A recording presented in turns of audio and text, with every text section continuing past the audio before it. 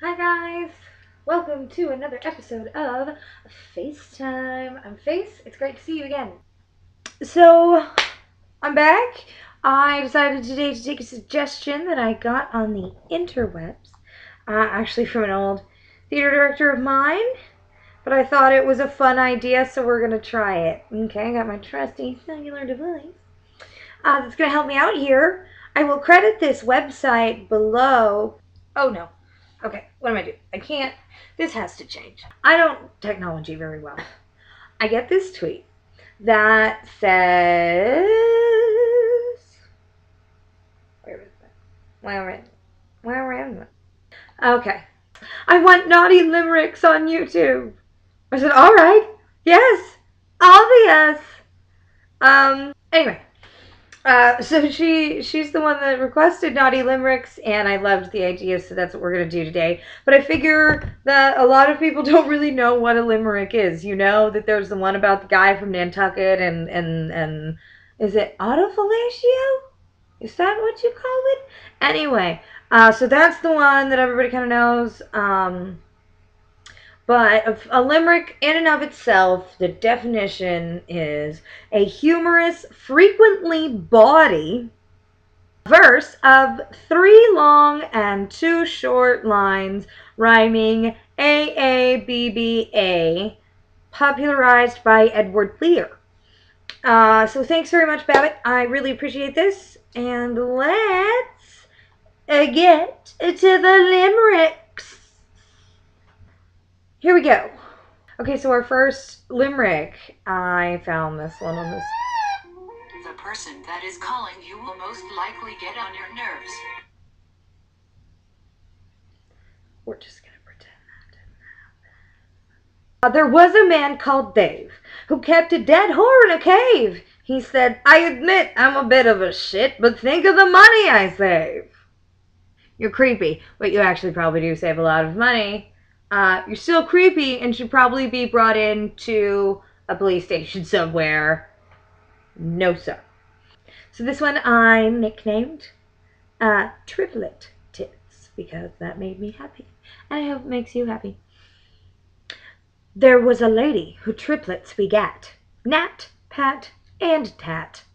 It was fun breeding, but trouble feeding, 'cause she didn't have a tit for tat. It's the simple things of life. There was a young student from Boston who drove around in an Aston. There was room for his ass and a gallon of gas, but his balls hung out and he lost them. That's a horrible Boston accent. That is not. I'm so sorry. Please do not take offense to that. I am but a simple creature.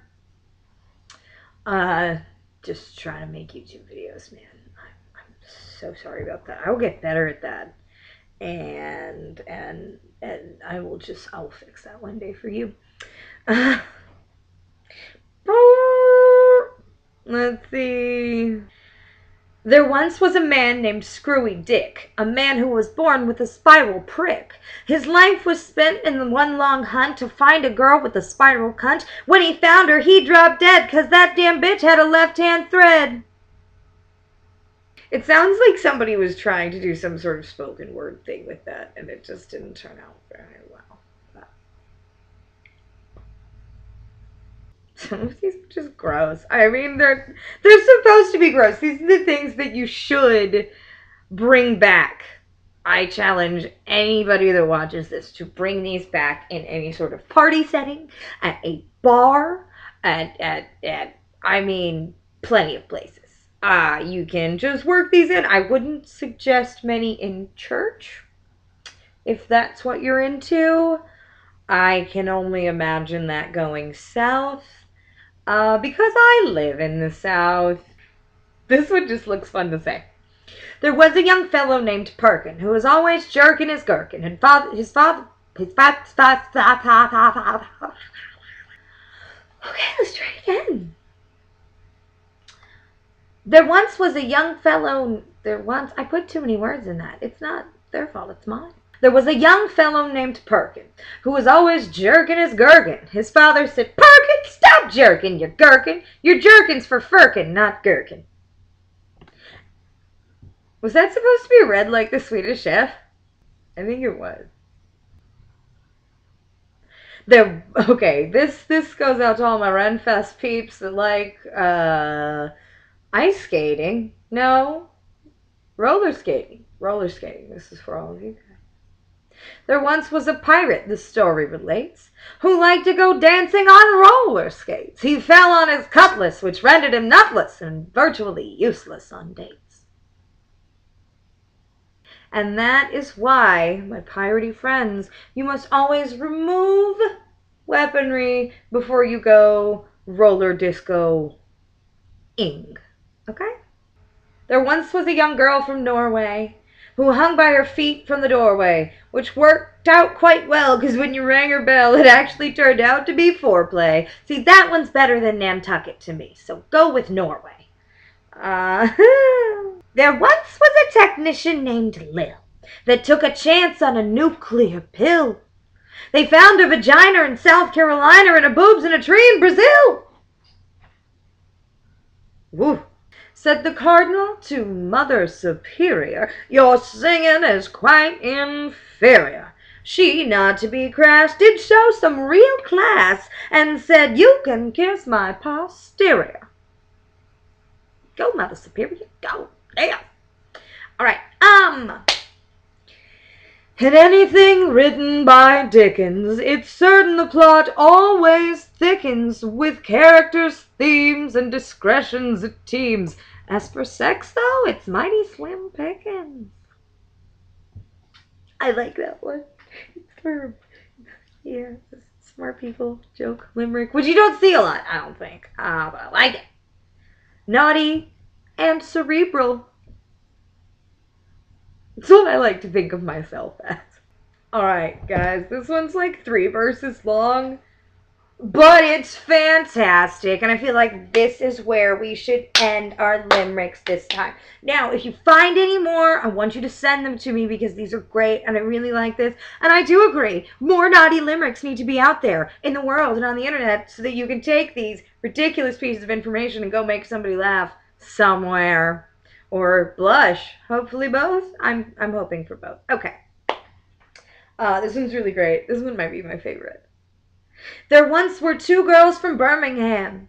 I knew a wild story concerning them. They lifted the frock and diddled the cock of the bishop engaged in confirming him. Now the bishop was nobody's fool. He'd been to a fine public school. He lowered his britches and fucked both those bitches with his 12-inch episcopal tool.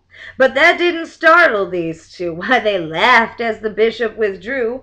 The vicar is quicker and slicker and thicker and longer and stronger than you. So great! So fantastic. I love it. I love it so much. I love these. Anyway, so there are some naughty limericks. Super exciting. That was so much fun. So make up your own and send them to me, or whatever.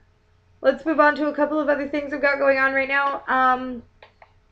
My friend bought me these. They are not this is not a sponsor. They're just wonderful, and I feel like you should share in them, and you should go get your own so that these little kitty cats can make you happy too. They're called Spirit Cats.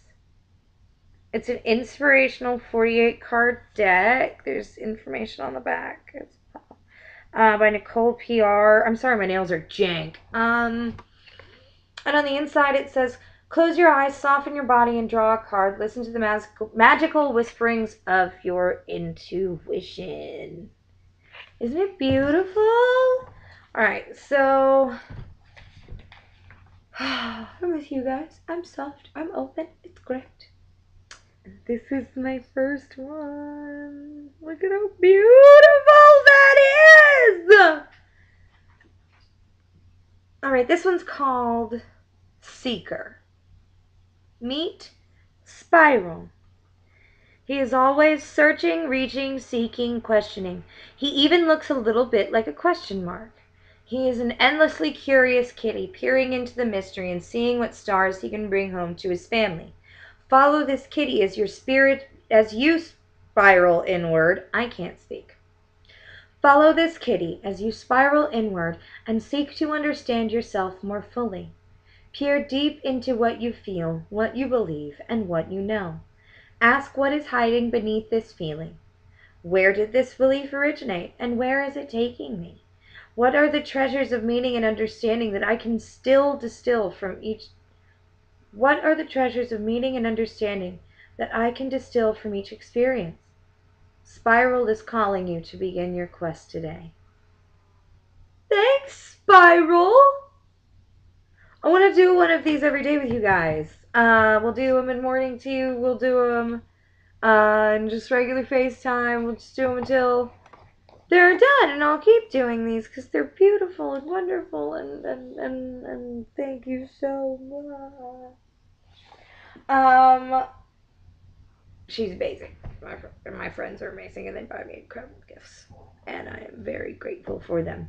Alright, I also wanted in this video to show you guys a piece or two of my art. I think I'll show you two today. These are from 2014, so I did these 2 years ago. Shortly after I picked up my brushes again, I had not painted in a really long time, like a very, very long time. And then one day I was just like, screw it, fuck it, I'm gonna do this because I love doing this, and I'm getting much better at it, but I'm pretty damn good at it. So this little guy, he's a favorite of mine, and he's very intense. I love his little eyebrows. He's unnamed. And this, granted, I got into the Deadpool fandom before it was an idea for a movie. Ooh, spoiler alert, sneak peek. Before it was an idea for a movie. But it wasn't like when it came out. Like, I'm not that cool with a lot of things. With a few things I am. But this was shortly after I kind of discovered Deadpool. My boyfriend really loves Deadpool. So I wanted to make this for him, and I had seen Deadpool a total of 3 times, and like in passing. So I made Stoner Deadpool from memory. And I love this. This is one of my favorite pieces that I've done. There you can kind of see more of the detail if I kind of do it at an angle. Yeah. But I love him, and he's fantastic. I'll give you guys one more. And there's another one, of mine. Little sleepy fairy. Do. And tea, of course. So there we are, guys. Thank you for joining me for another episode of FaceTime. I'm so happy that you came back. Happy that you're watching at all. Please leave a like. Please subscribe so that I can do more for you guys. And so that I know that you're watching. I know that you're out there. Alright, guys. Thanks so much for joining me. Please come back next time. We should be doing another morning tea fairly soon. And I will put up some more information. Get at me on Twitter, Snapchat, or Instagram. And I will, once I get my Facebook squared away, I will get you that information too. And I'll update all of these videos with that. And until next time, peace and love, you guys. Be nice to each other. Have a fantastic day.